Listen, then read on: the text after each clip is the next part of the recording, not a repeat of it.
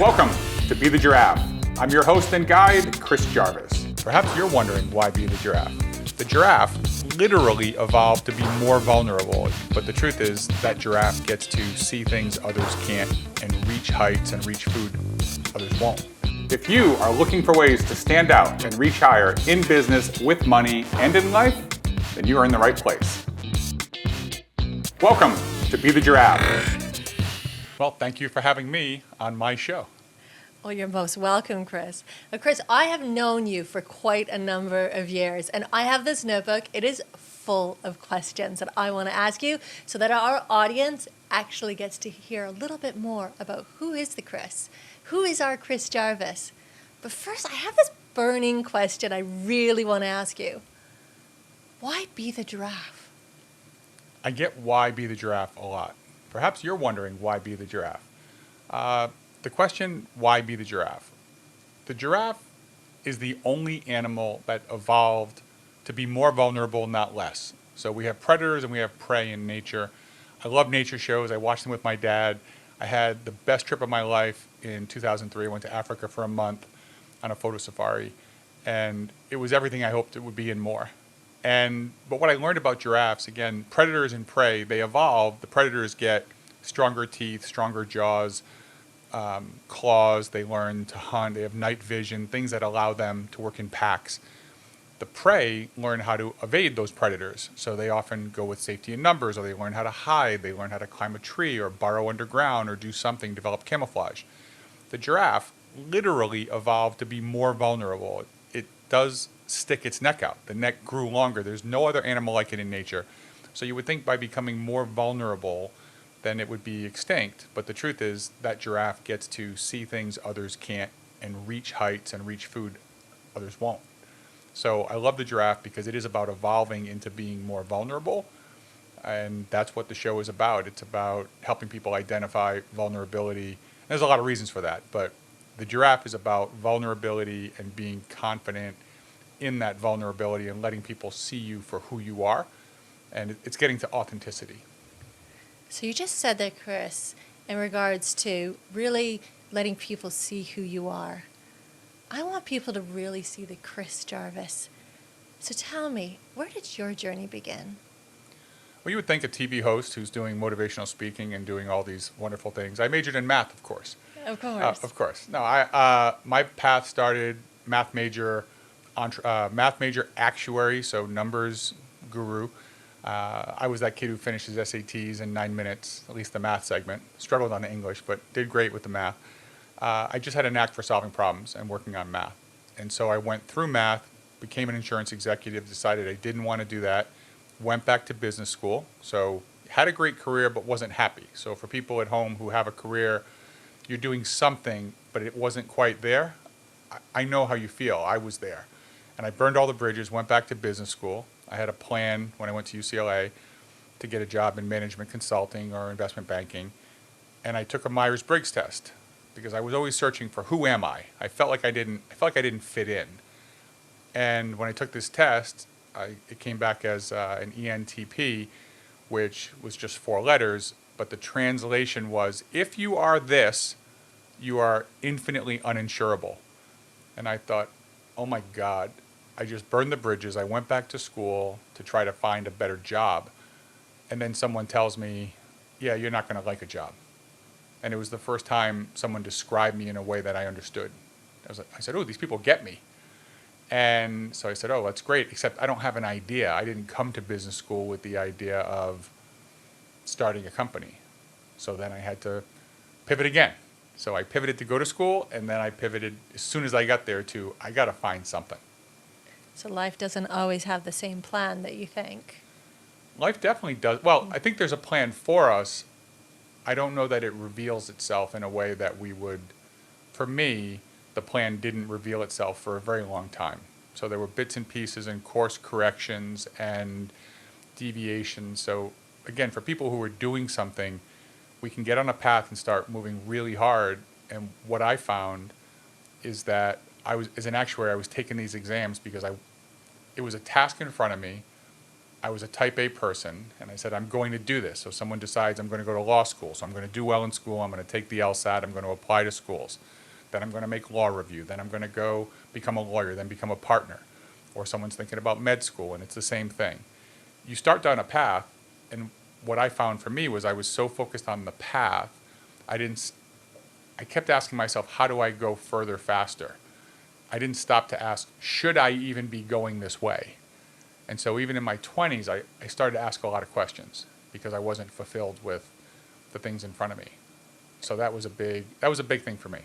So you're asking a lot of questions. So you're sticking your neck out like a giraffe.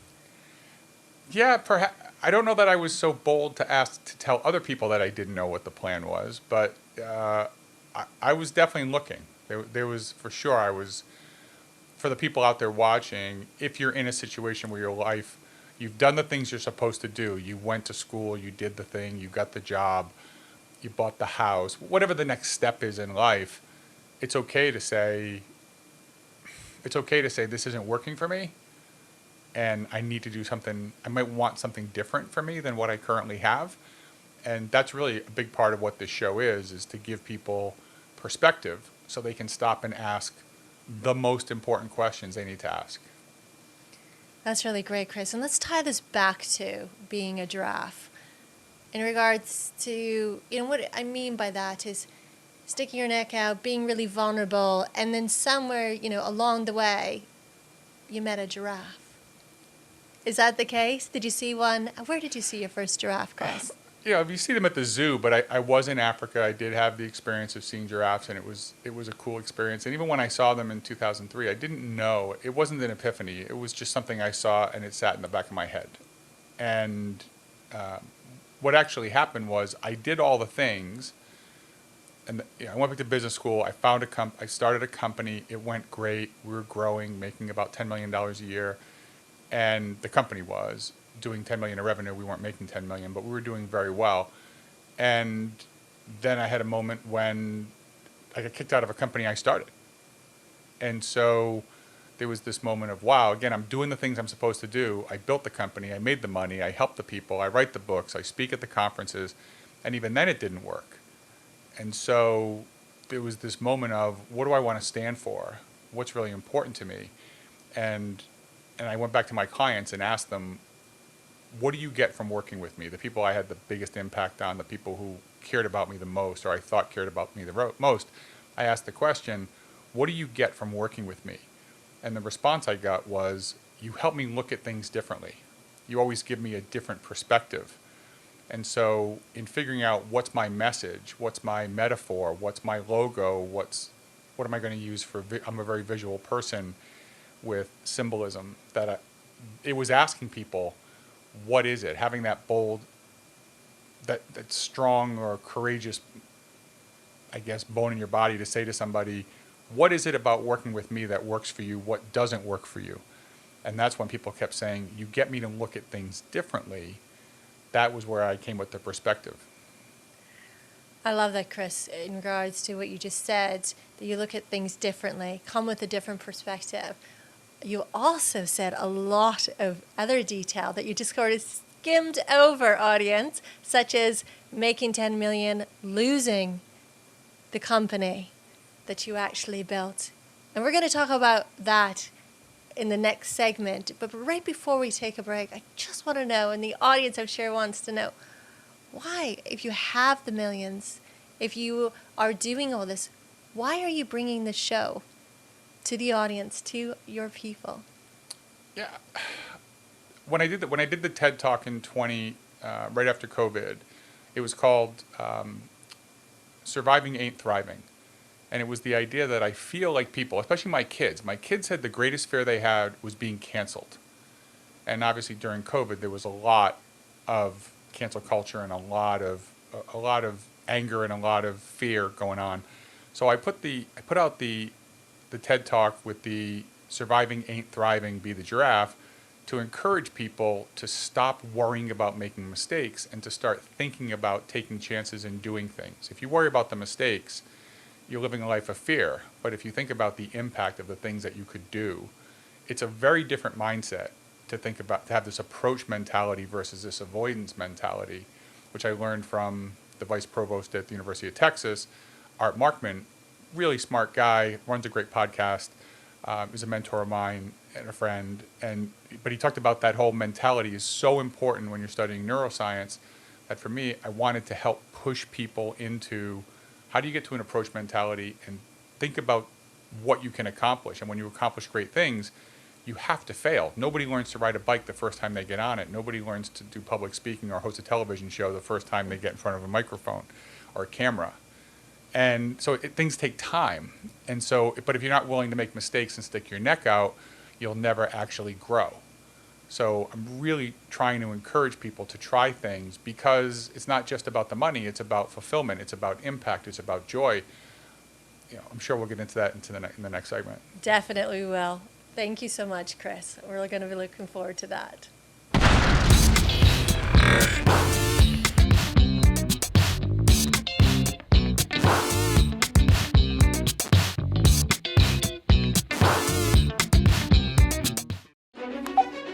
Now Media Television is now available on your Roku TV or Roku device. Simply go to streaming channels, search for Now Media Television. Enjoy our live channels and on-demand video content, completely free. Now Media Television.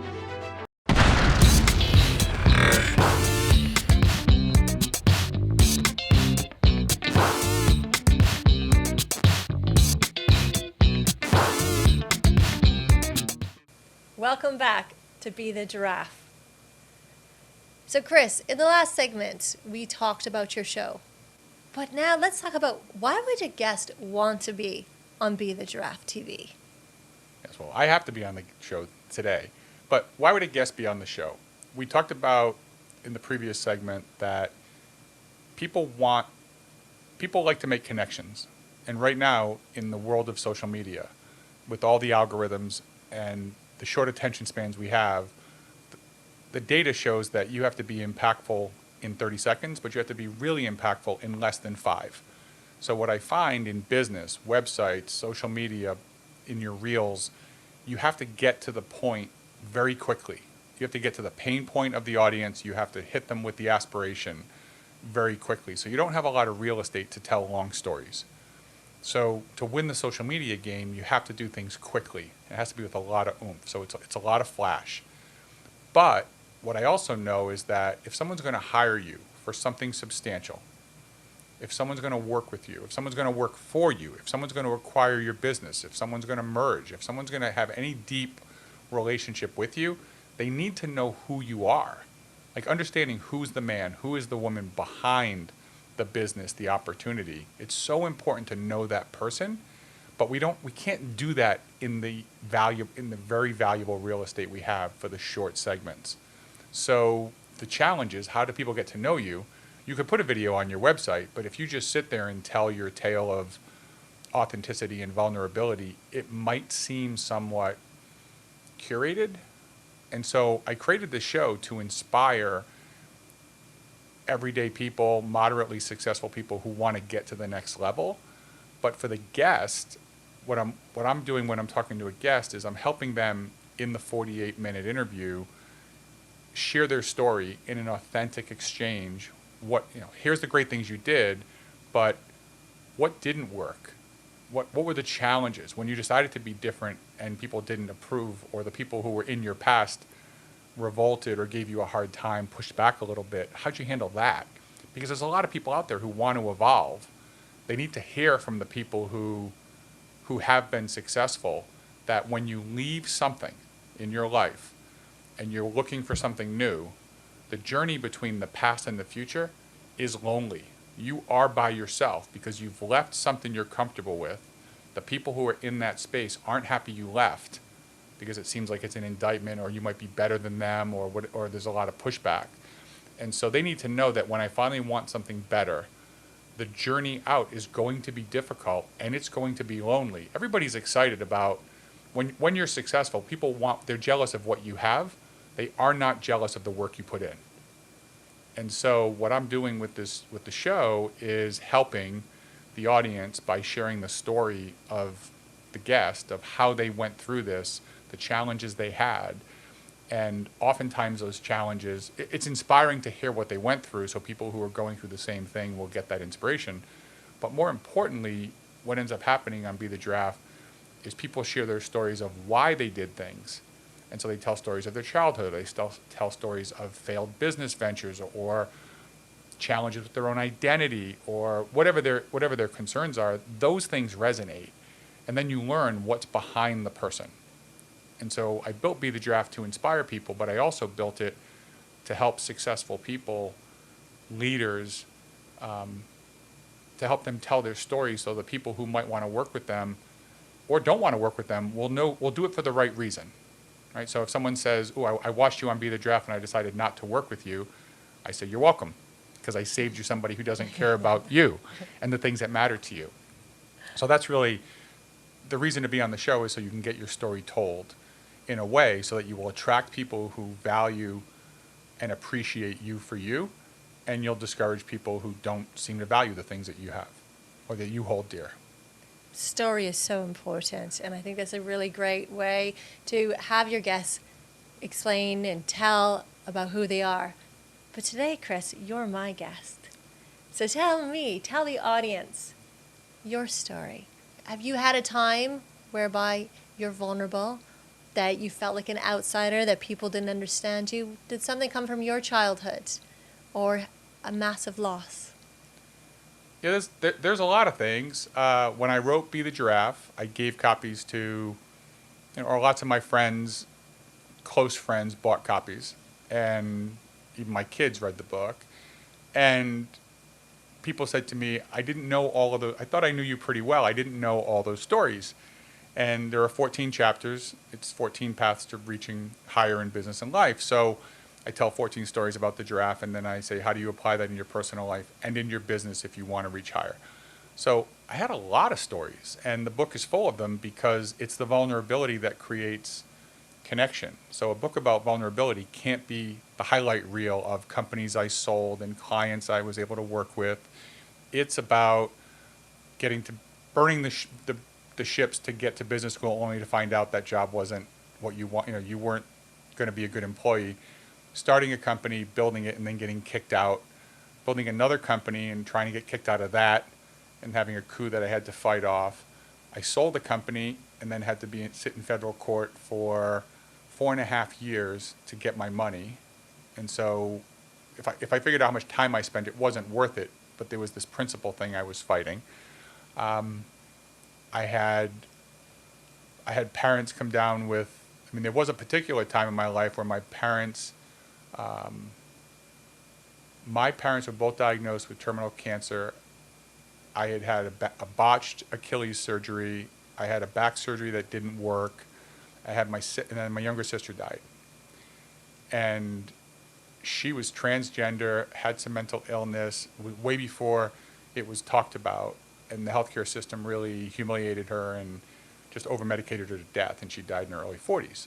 And for me, that was a lot going on. A lot going on at one time.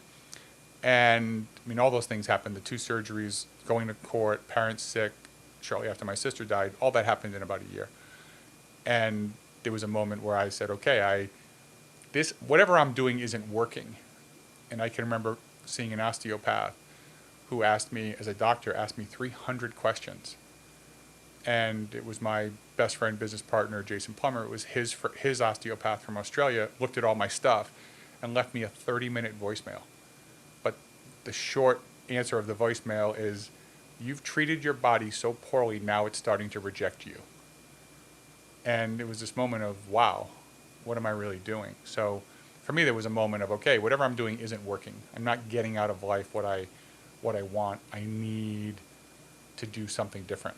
And so all of that happened from, okay, what can I do? Rather than blaming my parents or blaming God or blaming whatever it was, I went on a different path. So what are you really doing, Chris? What am I doing? Evolving, I hope. I hope I'm evolving, and I hope that I'm evolving and learning new things all the time. So I can find, well, at first, I think when you're unhappy or you're uncomfortable, the first thing is extracting yourself from a bad situation. And that often takes you need a vision of a better situation. So a lot of people who are stuck in their job, I'm making too much money to quit, or someone who's a lawyer and then decides they want to become a chef. Okay, so like there's probably a lot of people watching the show who want to do something different. So you have to have a vision of something better to start. Then you have to start doing it. And then when you do it, realize it's not going to be perfect, let's go ahead and learn something about ourselves as we try new things to figure that out. And for me, it was a long journey. I tried a lot of different things, and it wasn't easy. Such as? When I sold my company, I decided to go work with Jack Canfield, which is where we met. And I was working with Jack. I had great experiences with Jack. I did a number of things with him. He helped me. He had a 10-day transformation that was free. I did it. It made some significant changes in my life. I hired some Canfield trainers. Then I went to some events, learned some more work. Jack and I decided to do a book together, and which didn't happen, which is a different story maybe for another day, but a little longer, but very funny. And then COVID hit. So while we were ready to do a world tour, essentially, of events, COVID hit and that stopped, which I was crushed. But not being able to do that allowed me to do the TED Talk, build out the Be the Giraffe book, and do other things, which has worked out really great. So that was one of those times when I realized that something I wanted that didn't work out was a blessing. And there was that was really helpful. That's a really important thing in life, is when you can start realizing that things that are bad, that appear really awful, can be blessings. And there's something really special about getting to that place. Definitely. And I'm sure there's been other times where things didn't work out and they're blessings in disguise, as you say. And I find it's really interesting that you put yourself out there and put yourself in the room with Jack Canfield by first going through his 10-day free transformation, and then actually right about to go on to a world tour with him, as going from one side, quite extreme, to the other, to being with Jack. And of course, he's a worldwide well-known name in most households, especially all the books he wrote with Chicken Soup for the Soul. I bet there's so many other times that you have put yourself in rooms to elevate yourself, to actually get that exposure with others, to really level up your game. And after the break, I would love to hear, and I'm sure your audience would love to hear, all about that. I will, and I will say one thing about the Jack Canfield thing before we go to break, and that's when you find something you want, a job, an internship, something else, you need to do something differently. So what did I do? I went to Jack's events. I got in the room with him. I knew that climbing Machu Picchu was on his bucket list. So I actually took a copy of his book to the top of Machu Picchu and took a picture of me on Machu Picchu with it. I blew it up to 8.5 by 11, taped it on a FedEx box with a note that said, "When are you going?" And then inside was my proposal to work together. I could have easily emailed it to him, but when I sent the box, he got it. And then the text he sent me back was, "Cute idea with the box." That's brilliant. I wonder how many people in the audience are going to be watching this TV show and going, I'm going to take a copy of Be the Giraffe and go on a safari in Africa and show Chris that I want to be in the same room as him. Thank you so much, Chris, for your time right now during this segment. We'll be right back after this break.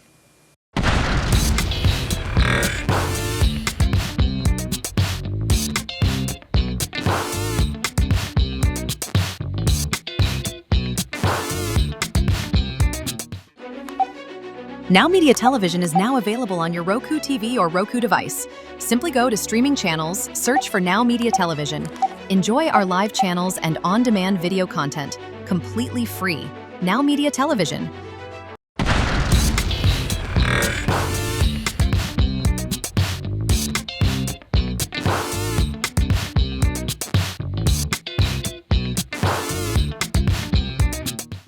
Welcome back to Be the Giraffe.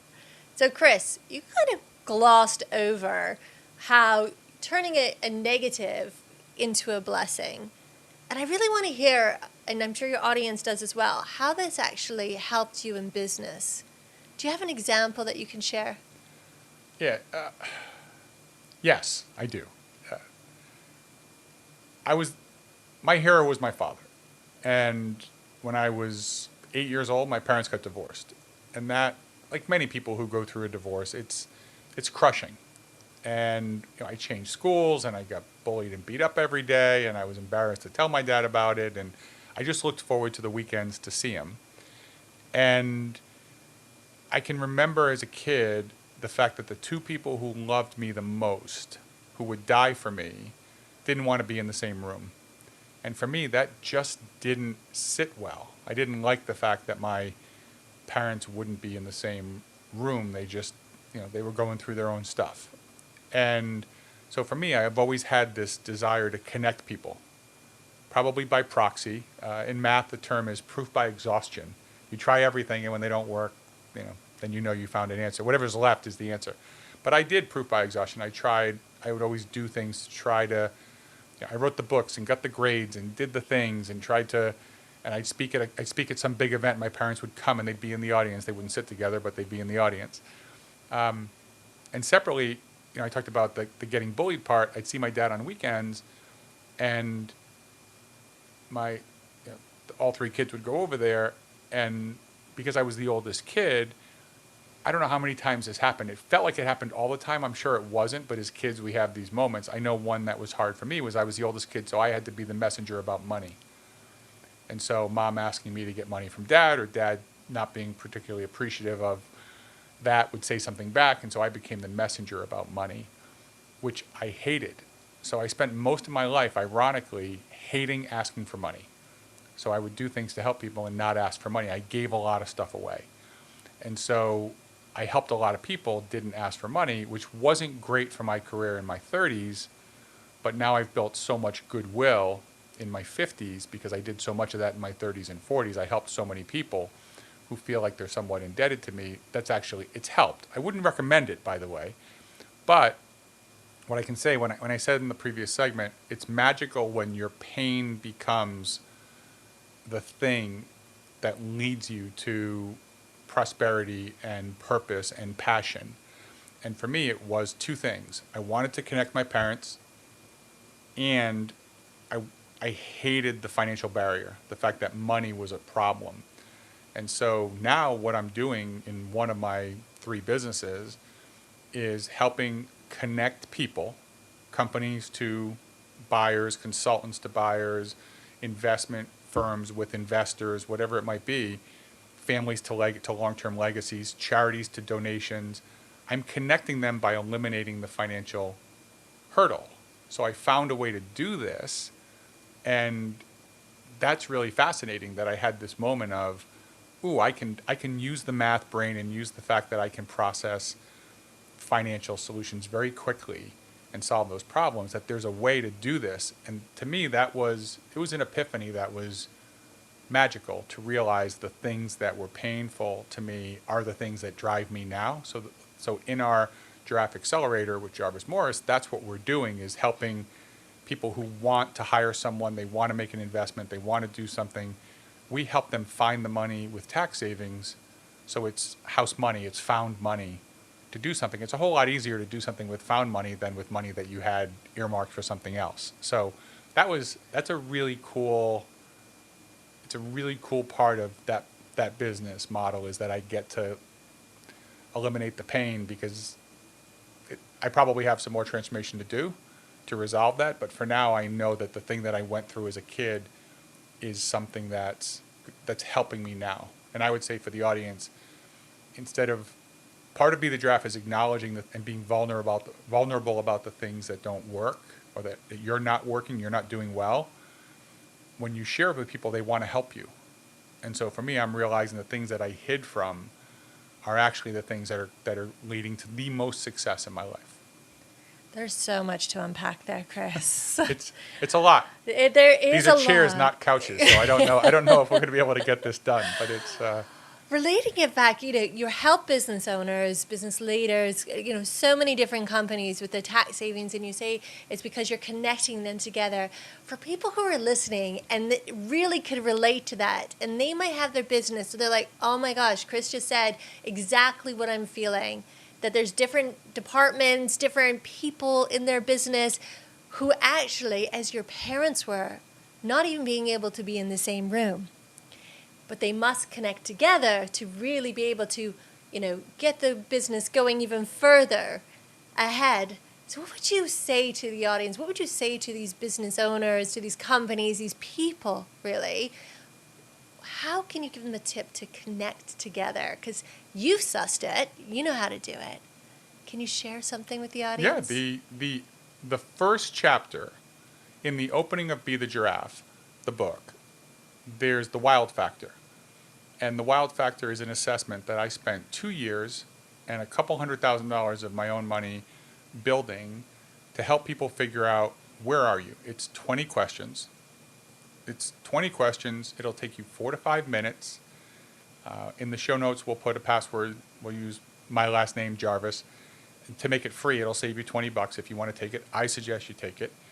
The benefit of the wild factor is 20 questions. You look at your life in 5 ways: health, finance, career, relationship, fun. And then based on your scores, you're going to find out if you're an eagle, elephant, monkey, dolphin, or penguin. So now we have some fun visuals. Everybody can be a giraffe. So in addition to being a giraffe, you can be an eagle, elephant, monkey, dolphin, or penguin. And what I find is that when I've used this at companies, and I've used it at places like Closets by Design, I used it with Microsoft, I've used it with a number of firms to help the employees take this. So the leadership team or the employees will take this quiz, and even if you take it for yourself, you got to take it for yourself before you share it with your team. But what you learn is, you don't learn. I'll say what you don't learn. My problem with personality tests is it makes it seem like there's a preordained destiny that you have to do this thing because you're, like for me, I did it with the ENTP. I thought I have to be an entrepreneur. I can't be happy in a job. For those people who might not know, can you explain what ENTP is? Yeah, so on a Myers-Briggs, the E is extrovert, N is intuitive, T is thinking, P is perception. Okay. And the alternatives are introvert, sensing, feeling, judging. And so there's a whole bunch of options there. But I'm saying that you look at a personality test and it tells you what you're kind of, people feel like they're stuck, like this is who they are and they can't change it. The wild factor can change because the wild factor is not a preference test, it's a behavior test. So it will tell you what that dominant voice in your head is that's driving your decision making, and it will also tell you what you sacrifice. So if you get that score and your health is the 4th or 5th, most entrepreneurs have health or fun as their lowest score. It's the thing that they just sacrifice. When push comes to shove and they don't have enough time, which is every day, what do you sacrifice? What are you missing out on? And so when you take this, you learn, what am I sacrificing? So when I do a keynote speech, I will spend the first 10 minutes of every speech giving the wild factor and having people take it. And then what I say is, while you're at this event, don't just watch the dancing bears on stage and ask yourself, can I do what they do? The question you should ask about every speech, every podcast, every television show, every consultant, every reel, what you should ask yourself is what this person is telling me, teaching me, showing me, inspiring me to do, going to help me improve an area of my life that I want to improve? That's the difference between context and content. Content's just information. The question isn't, is the content interesting? It's, is this content contextually valuable to me to help me with something that matters to me? And so that's what taking this test is so important for yourself. And then when you give it to your team in an organization, people start getting curious, like, oh, Shannon's the boss, and she's a penguin, I'm a penguin, we must have something in common, or I'm a penguin, I can be the boss just like she is. That's an interesting conversation. So I find that people get curious about each other. Oh, we're really good friends, I thought we were a lot alike, you're an eagle, I'm a penguin, they're two birds, they're very different. So it's a great way to get people to have conversations. To your point, how do you get people to learn about each other and connect? It starts with curiosity. When I saw Malcolm Gladwell speak, he said about his book, Talking to Strangers, he said in America in the 21st century, there aren't a lot of disagreements, but there are quite a few misunderstandings. And so the wow factor, again, it's in the first chapter of Be the Giraffe. It's at chrisjarvis.me. You can get it with my last name as a code for free. It will help you see what's going on in your life, and then you can share this conversation with other people to figure out what's going on with their life. So I think all of this starts with curiosity. I think curiosity is so important when you're trying to get to know other people and relating it back to business, that's how actually as well companies grow and businesses, by being curious. What else is out there? How can we help our clients, our customers? What can we do differently? What's our USP? Because the world, as we know today, is changing so rapidly, so quickly, that we need to always be on our game. So I think this wild factor assessment is very important to do. So thank you so much, Chris, for sharing that. That's really great. And before we actually go to our break, I just want to hear one more thing from you in regards to this, and why is it so important to you? You're talking about why it's so important to everybody else, but why is it so important to you, Chris? For me, well, the things that drive us come from our childhood. So I already talked about the connection thing. For me, a lot of it is the not being understood. And really the books, the movies, things that that have moved me the most have been situations where people suffer because they were misunderstood. And so the reason why I do the show, the reason is to get people to be seen for who they are. It doesn't mean that you're liked by everybody, but there's nothing worse than for somebody rejecting you when you were pretending to be something you're not, when you could have been yourself and possibly be accepted. So if you want to fit in and you want to be accepted, that's what I'm trying to accomplish. Thank you so much, Chris. So we're going to be taking a break now. We're really looking forward to our next segment.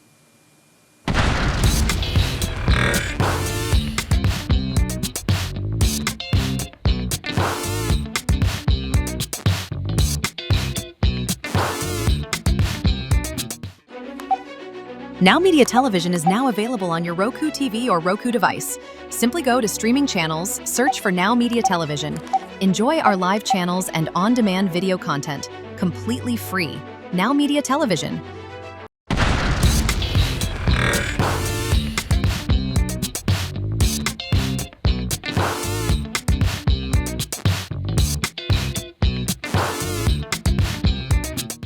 Welcome back, Chris, and the audience.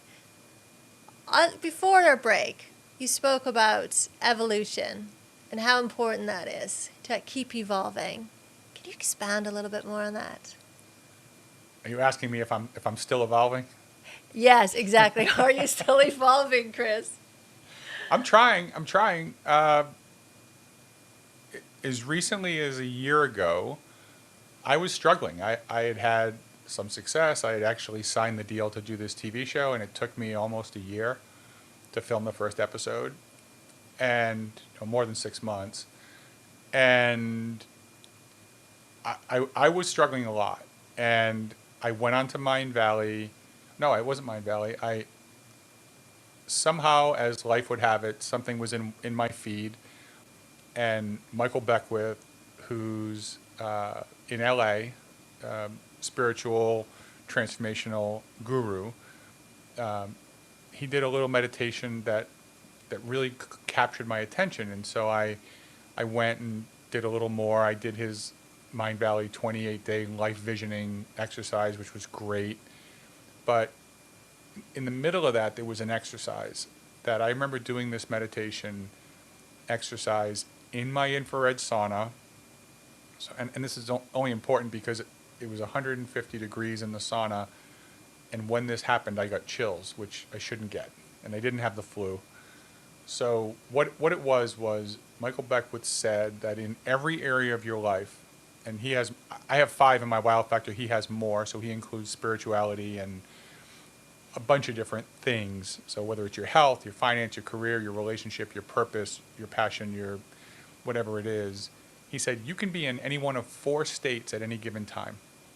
You can be in the victim state where life is happening to you. You can be in the manifestor stage where life is happening by you. So you're making something happen. Life is happening through you as a channeler. So things are happening because you're open. You're not making the exact thing happen that you want, but things are happening because you're an open vessel. And 4 is life is happening as you, which seems like something that I have not evolved anywhere close to, where we're all one, we're all connected, and everything is. So that's something to look forward to. But the important part was I had a lot of success, and I had manifested a lot of things in my life. But this exercise was about finding areas of your life where you feel that you're a victim. And I had 2. And he said, choose one So I said, I'm going to choose financial services because I had been in the finance world. I had built a firm that I got kicked out of. I had built another firm that I'd sold. I had done I gathered hundreds of millions of dollars of assets for investment. I had generated hundreds of millions of dollars of fees for law firms and accounting firms. I had sold tens of millions of dollars of life insurance commissions. I'd done a lot of work, but I felt bad being in the finance space. And I felt like people who were in financial services are so focused on sales and commissions and fees, and they're not so focused on the client. So I always felt dirty. And also because of the lessons I taught about my childhood with money, I didn't feel great making a lot of money. So I'd finish a transaction, make a lot of money, and then feel guilty because the thing that I was given wasn't what I was seeking. The reward wasn't what I was really seeking. And I had some unresolved issues around money. So anyway, when I went through that story, the most important thing for the audience, the question Michael asked, which gave me goosebumps in 154 degrees sauna, was, take an area of your life where you feel like you're a victim and really think about it. And then ask yourself one question. Assuming none of it will ever change, the circumstances and the people involved will never change. The question is, what do you need to learn? I think that just gave me goosebumps. Me too. And it's a really interesting story of what do I need to learn. And when I asked that question of myself, what I needed to learn was that I needed to learn that what other people do doesn't reflect on me. Right? If the other teachers in your school, if you're a teacher, don't really care about the students as much as you are, that doesn't mean you shouldn't be a teacher necessarily. What people think about me is none of my business also. So I thought, it isn't about the industry, it isn't about the people that I'm competing with necessarily. It isn't about the industry. I shouldn't be the baby thrown out with the bathwater. That in that moment, literally in the sauna, I went from I'm trying to stay out of financial services and do coaching and do business building and do entrepreneurship and raise money and help charities to, no, this finance thing is actually my gifts and ability to solve problems and to connect with the people who have the problem is a wonderful gift. And even though I look at it differently, it isn't a reason for me to not do it. It's the reason to do it. And so I all of a sudden had this, no, I'm supposed to do this. This is what I'm supposed to solve these financial problems and help bring down barriers so I can help people. It's not about the money. It's about what the money's supposed to help you do. Right? Money's great, but it's not just about the money. It has to give you freedom. It has to create impact. It has to bring joy. And if you're not doing things to have impact on other people's lives and bring joy to yourself and others, there is no reason to do what you do. And in that moment, I thought my life is about joy for myself and others, which I never used myself in that statement, and impact. Can I change people's lives and can I bring joy? Again, so much to unpack there, Chris. And I wish we could be doing a whole other show where I'm interviewing you, because just diving deep into your reason, because a lot of people are out there struggling. What is my reason? What is my purpose? What am I doing in my business? Am I doing the right thing? All these things that it sounds like you were actually, when you went to Michael Beckwith's in LA and you went to his program, you were rediscovering what your purpose is, rediscovering what your reason is. And that was only 12 months ago. Can you take us very quickly from 12 months ago to here I am from London, England, sitting with you in Austin, Texas, at a TV studio, and trust me, you look fantastic. You have a great energy and aura around you, and I know how successful you are in your 3 businesses, and as well how successful you are in, all the books that you have written and the networking and all the other different associations that you're part of, and this is really in the last 12 months. So very quickly, how's it gone since then at this realization inside your sauna? Yeah, the realization, it's so important to find your why, because when you find your why on why you do things and you have this vulnerable story, my story about my childhood and challenges with my dad, challenges with my parents, issues that I have, I just talked to 2 family offices in the last week where I told the person I met the story, and the response from both was, I love that. Because it wasn't just, ooh, I found a way to make some money. It's, here's something I did, this makes sense. And so part of it is finding your why, but then also realizing that even for me, who teaches some transformational stuff, I did struggle. I had that Michael Beckwith moment, and one of the takeaways from that was, if I do the financial planning, financial advice for people, I can only handle so many people one-on-one in a year. Maybe it's 20, and that's a busy year. But if I could help 20 people by being the finance guru, but not being the life guru, not being the coach, not being the business coach who talks to them regularly, I can reach more people, have more impact, spend less time with each person. So I'll make more money and I'll have more impact. But I'm not going to I'm not going to be the person who gets the hug and everybody, and gets the whole family knows you and everybody thanks you. So it was really interesting to say, wow, I can actually have more impact if I can let go of my ego.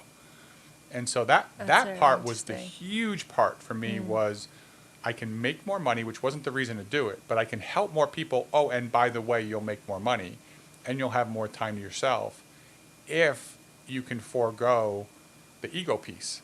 And that's when I realized how big the ego was in holding us back, that I wanted to be the person that they said, wow, you're my best advisor. I run everything through you. I did that for so long, which is how I made a lot of relationships and built a lot of positive karma. But now it's like, okay, now it's not serving me. And I think that's a big question for the audience, is what do you do well that got you where you are that may not be serving you very well as you take a turn to evolve to the next stage in your life. And so even for me, now I'm getting very specific on, these are the problems I solve, this is what it is. I want to be able to help somebody who can help 20 other people.